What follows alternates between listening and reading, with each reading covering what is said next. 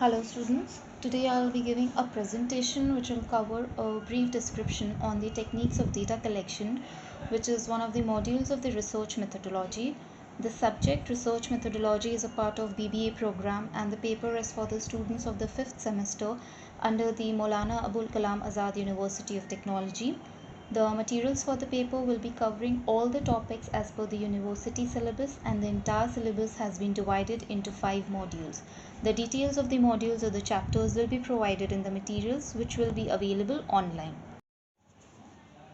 So let's start, and before jumping directly to the topic that will be covered today, that is techniques of data collection, we need to understand what is data collection and why is it considered so important in any kind of research. In simple words, data collection may be defined as the process of gathering and measuring information on targeted variables that enables any researcher to find answers to the relevant research questions, test the hypothesis developed by him, and also evaluate the outcomes. It is the component of research which is used in all the fields of study, be it physical and social sciences, humanities, or business. Data collection is considered as one of the most important aspects in any kind of research, as collection of inaccurate data can have huge impact on the results of the entire study and eventually lead to invalid results. The main purpose of data collection is to capture material evidences that may help in analysis and lead to construction of convincing answers to the research questions posed by the researcher. And without analyzing any factual data, no specific inferences or conclusions can be drawn about the questions under study, and any inference that are based on imagination or guesswork cannot provide correct answers to the research questions. So we can say that data forms the basis for testing the hypothesis formulated in the study. It provides the facts, figures required for constructing measurement scales and tables that are later analyzed by using different statistical tools, and inference based on the results of these statistical analysis and test provides the answers to the research questions posed in the study. After getting aware about the importance of data collection in a research, let's move to the different techniques of data collection that may be used by a researcher for his study. There are predominantly two types of data. One is primary data and the other is secondary data. And in order to decide about the methods of data collection that is to be used by a researcher in a particular study, he must consider these two types of data and then decide on what kind of data he would be using or collecting for a study, and accordingly select one or the other techniques of data collection. Now, what are primary data? Primary data are those kind of data which are collected for the first time and are original in character, which means it is a type of data that is collected by the researcher directly from the main sources through interviews, surveys, experiments, etc., and are regarded as the best kind of data in research. The sources of primary data are usually chosen and tailored specifically to meet the requirements of a particular research. And in collecting primary data, a good deal of time, money, as well as energy are required. And it is also expensive and difficult to acquire, but it is highly reliable as it is obtained directly with a specific problem in view. And secondary data are those kind of data that have already been collected, presented, tabulated, treated with necessary statistical techniques, and on which conclusions have already been drawn. Thus, collecting secondary data does not mean doing some original enumeration, rather, it is merely compiling data that has already been collected and analyzed by someone else. It is an inexpensive and a quick method to obtain data. When once primary data have been originally collected, shaped by statisticians or statistical machinery, then it becomes secondary in the hand of all other persons who may be desirous of handling it for their own research purposes or study. Now, how are primary data collected and in what kind of research studies are they used?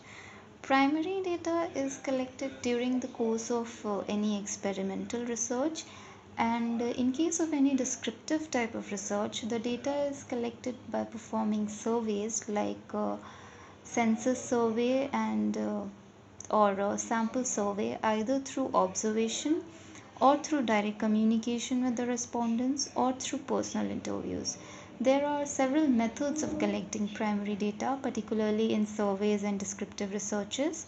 Some of the important ones are observation method, interview method, questionnaire and schedules method, and most research studies collect fresh data, that is the primary data from the respondents, and the existing data, which is the secondary data, are utilized for developing the research design or supplementing the data that is to be collected for the study. Coming to the collection of secondary data, secondary data may either be published data or unpublished data. Published data can be collected from various publications of the central, state, or local governments, various publications of foreign governments or of international bodies like UNO, WHO, UNESCO, etc., and their subsidiary organizations, technical and trade journals, books, magazines, newspapers, reports and publications of various associations connected with business and industry, banks, stock exchanges, etc., publications brought out by research institutions, universities, as well as those published by research workers, public records and statistics, historical documents, and other sources of published information. Secondary data is also available through electronic media, that is through internet, and unpublished data may be found in diaries, letters, unpublished biographies and autobiographies, and also may be available with scholars and research workers, trade associations, and other public and private individuals and organizations. Moving towards selection of appropriate method for data collection, there are many alternatives that are available to a researcher for collecting relevant data, and a researcher should judiciously select one of these methods for collecting data while and taking into account factors that play an important role in deciding the data collection method. The first and the most important one being the nature, scope, and objective of inquiry. The nature, scope, and objective of inquiry is the most important factor that affects the choice of a particular data collection method. The method selected should be such that it suits the type of inquiry that is to be conducted by the researcher. This factor helps in deciding whether the secondary data is to be compiled and used by the researcher or primary data is to be collected. Another important factor which also plays an important role in deciding the data collection method is availability of funds. Availability of funds for a research project determines to a great extent the method to be used for collection of data.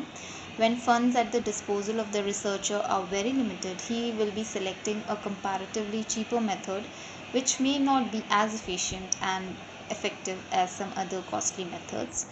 And time also plays an important role, where availability of time is also taken into consideration while deciding a particular method of data collection. Some methods take relatively more time, whereas others the data can be collected in a comparatively shorter duration. The time at the disposal of the researcher affects the selection of method by which the data are to be collected for the research. And the accuracy of data is another important factor that is to be considered at the time of selecting the method of data collection. Now I'll discuss about the various techniques of collecting primary data that can be used by a researcher to collect the required data for his study. The first one being survey.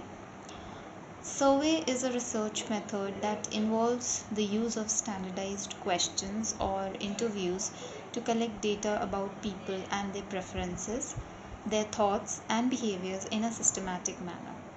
Survey is one of the quantitative methods of obtaining data from a given population for a specific purpose.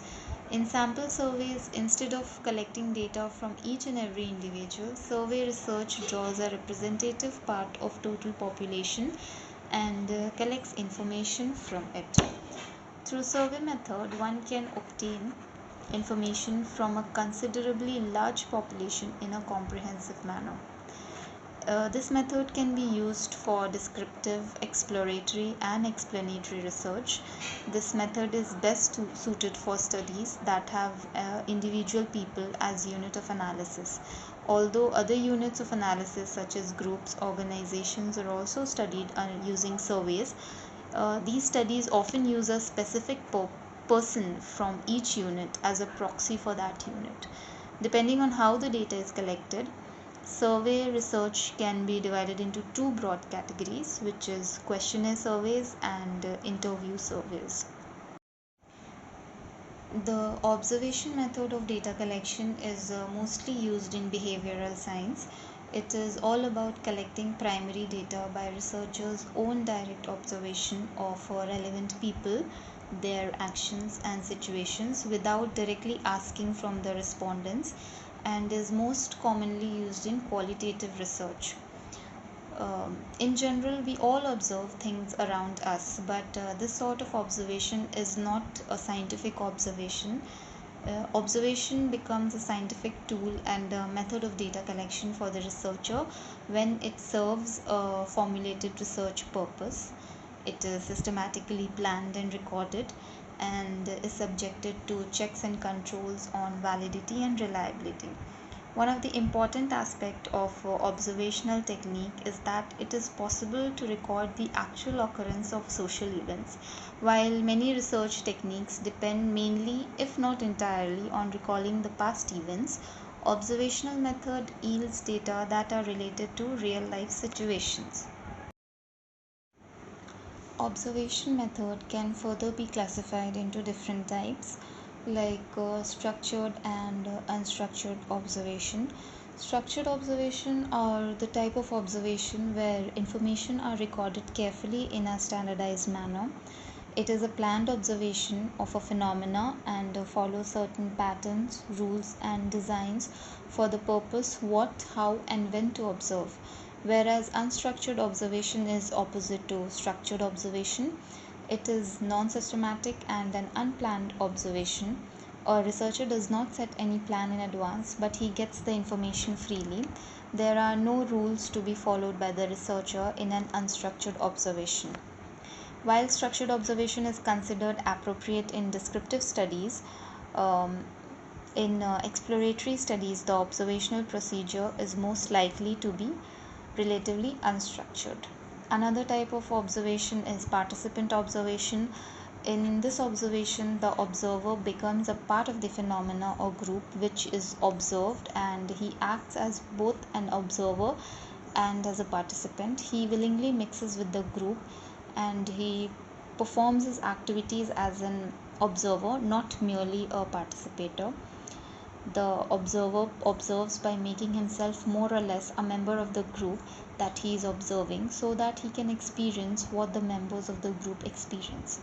Non participants observation is exactly the opposite of participant observation, where the observer observes as a detached delegate without any attempt on his part to experience through participation what others feel. And when the observer is observing in such a manner that his presence may be unknown to the people he is observing, such an observation may be termed as disguised observation. And when an observation takes place according to definitely pre-arranged plans involving experimental procedure, then it is termed controlled observation. Control increases accuracy, reduces biasness, ensures reliability and standardization.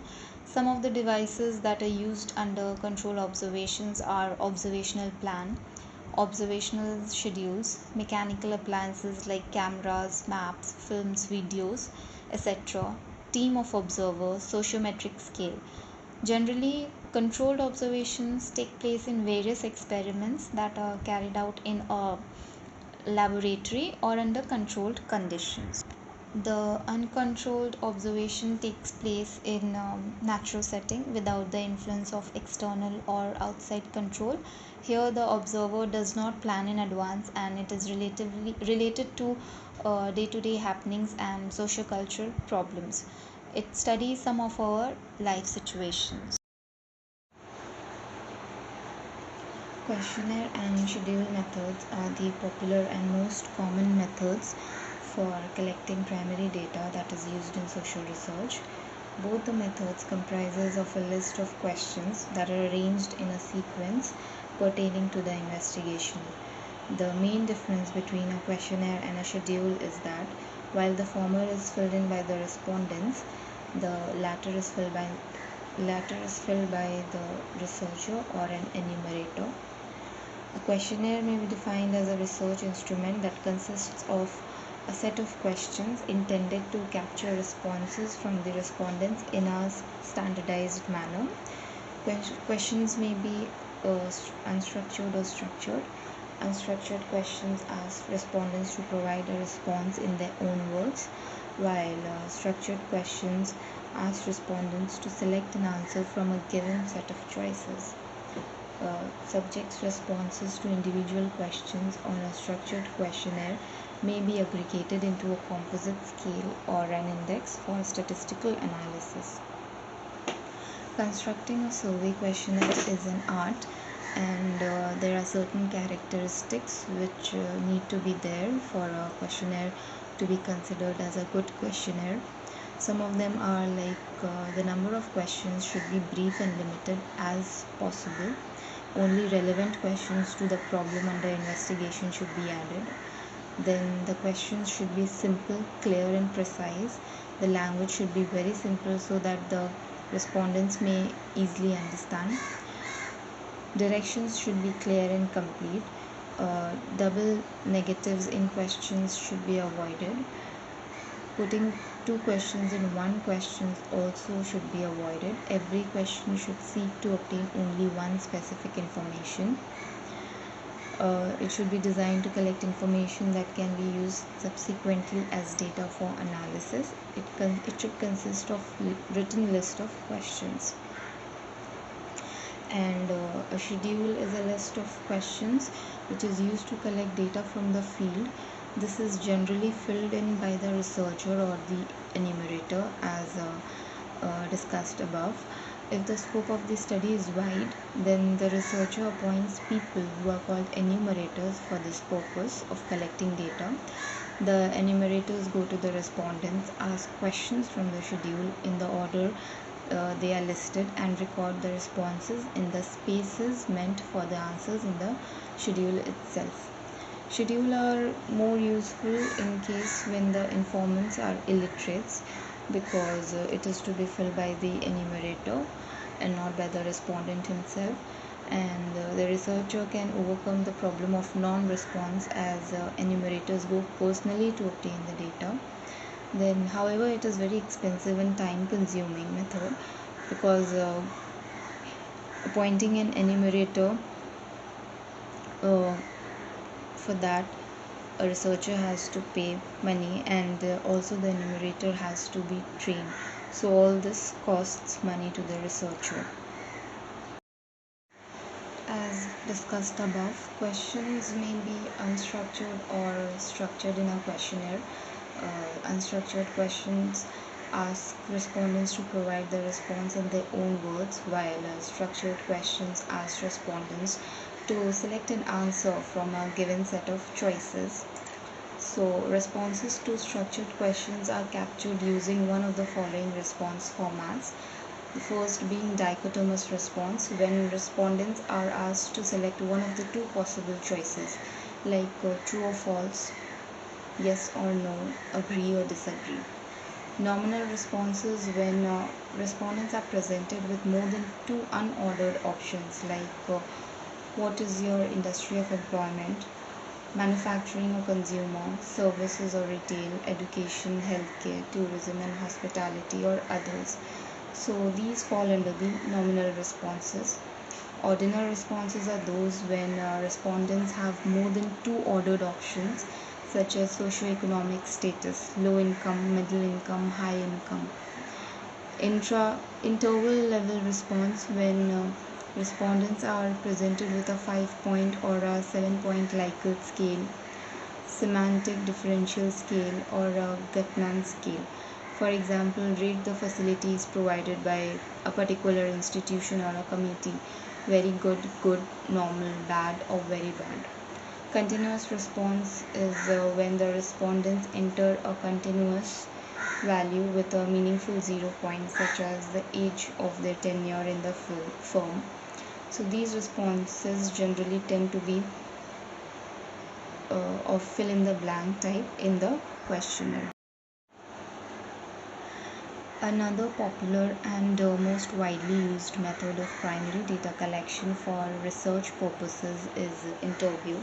This method of data collection is mainly used when the researcher wants to collect data intensively and extensively.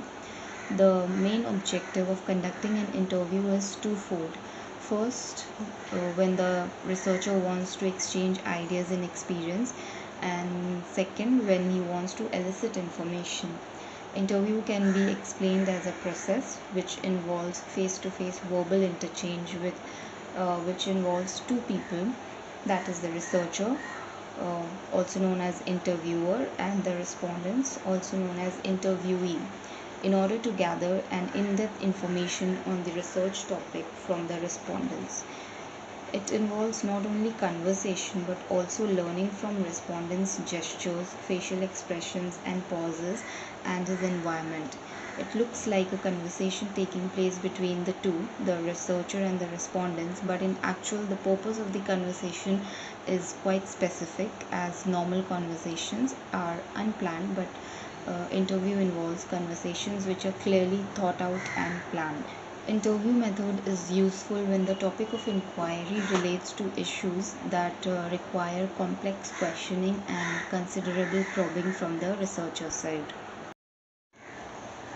Interviews can be designed differently depending on the need that is to be addressed for collecting the data. It can broadly be classified into three categories, that is structured interviews, semi-structured interviews, and unstructured interviews. A structured interview is the one which has a detailed standardized schedule known as a interview schedule. An interview schedule is a written list of questions which can be open-ended or closed-ended questions that is prepared for use by an interviewer in a person-to-person interaction, which may be face-to-face, over the telephone, or any other electronic media. This interview involves asking the same questions about a particular topic from the respondents in the same order. This type of interview is used for large-scale formalized surveys, and in this type of interview the form is already determined or planned, everything written about the data to be collected, and the interviewer or the field worker has only to carry out the instructions. A semi-structured interview is the one where the interviewer uses a set of predetermined questions and the respondents answer to those questions in their own words. Sometimes the interviewers use a topic guide that serves as a checklist to ensure that all the respondents provide information on the same topic. The interviewer can probe areas on the respondents' answers or ask supplementary questions for clarifications. These interviews are useful when there is a need to collect in-depth information in a systematic manner from a number of respondents, and semi-structured interviews and questionnaires are less focused than structured ones and can be used to focus and elaborate on key points of interest. There is a degree of flexibility and breadth to allow the interviewee or respondents to expand on an answer of interest or concern. While unstructured or informal interview is the one where the interviewer has no specific guidelines, restrictions, predetermined questions, or list of options to follow. The interviewer asks a few broad questions to engage the respondents in an open, informal, and spontaneous discussion. The interviewer also probes with further questions or explores inconsistencies to gather more in-depth information on the topic. Unstructured interviews are particularly useful for getting the stories behind respondents' experience or when there is a little information available about the topic. Case study method is also commonly used in social sciences, which allows the researcher to closely examine the data within a specific context. In most cases, the case study method selects a small geographical area or a very limited number of individuals as the subjects of study. In the true essence, case study aims to explore and investigate contemporary real life phenomena through detailed contextual analysis of a limited number of events or conditions and their relationships. In some cases, an in depth longitudinal examination of single case or events is used. These longitudinal examinations provide a systematic way of observing the events, collecting data, analyzing information, and then reporting the same over the over a long period of time. Case studies are considered good for describing, comparing, evaluating, and understanding different aspects of a research problem. It is appropriate when the researcher wants to gain concrete, contextual, and in-depth knowledge about a specific real-world subject. It helps to explore the key characteristics, meanings, and implications of the case. Thank you. I hope this would help you in getting a brief idea about different techniques of data collection in a research study and when to use a particular technique for collecting data for research purposes.